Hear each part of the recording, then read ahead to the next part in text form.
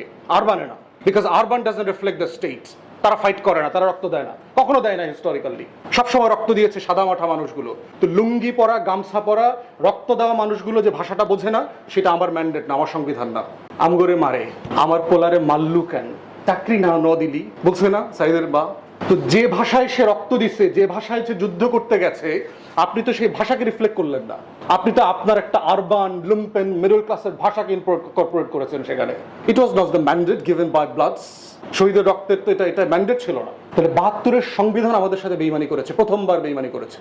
এবং কারা করেছে? যারা ৭০-এর পাকিস্তান ফ্রেমওয়ার্কের উপরে নির্বাচন করে ওইটাকে রক্ষা করবার শপথ নিয়ে যারা দেশ স্বাধীন করেছে, তারা করেছে, ব্যাডলি করেছে। এবং এটার রেফারেন্ডাম নিতে হবে কৃষকের কাছ থেকে লেখার পরে। ভাই এটা পড়েন তো, ওইরা বোঝেন কিনা দেখেন তো। যদি সে না বোঝে তাহলে কনস্টিটিউশন হবে না। তাহলে প্রশ্ন হচ্ছে, যদি আমার সাধারণ অল্প শিক্ষিত প্রাইমারি লেভেলের মানুষরা যদি এই লেখাটা না বোঝে, সেটা কনস্টিটিউশন হইতে পারবে না। অতএব এই সংবিধান কেটে কুটে বাকি যা আছে এগুলো সব আলাদা এনাক্টমেন্ট করে ফেলতে হবে। কোনো প্রসিডিউর এক দরকার নাই। প্রধানমন্ত্রী কেমনে হবে, রাষ্ট্রপতি কেমনে হবে, বিচারপতি কেমনে হবে, ইলেকশন কমিশনার কেমনে হবে, এই কেমনে হওয়ার জিনিস তো can't be the part of the constitution. Constitution তো একটা আকাঙ্ক্ষাকে রিফ্লেক্ট করবে, জাতিকে, ন্যাশনাল টুলস অফ গভর্নেন্স। তো সেই জায়গাতে আমাদেরকে কনস্টিটিউশনটাকে নিতে হবে। এখানে এই মধ্যা জায়গাটাতে আমাদের আন্ডারস্ট্যান্ডিং যদি পরিষ্কার না হয়, তাহলে এই যে রিপাবলিক তৈরি করা, যেটা কখনো করা হয়নি, হোয়াট ডাজ ইট মিন?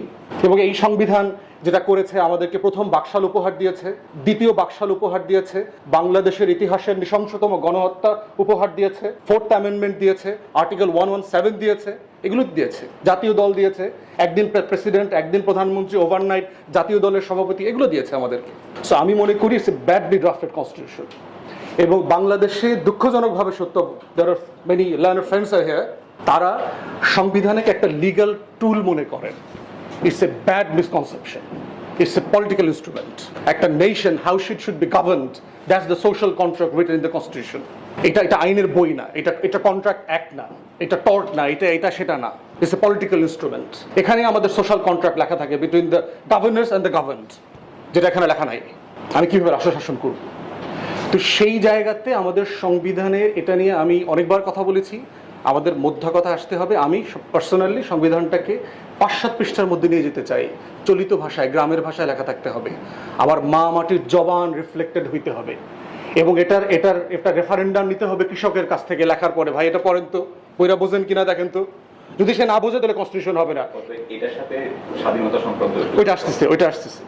তাহলে প্রশ্ন হচ্ছে, যদি আমার সাধারণ অল্প শিক্ষিত প্রাইমারি লেভেলের মানুষরা যদি এই লেখাটা না বোঝে, সেটা কনস্টিটিউশন হইতে পারবে না।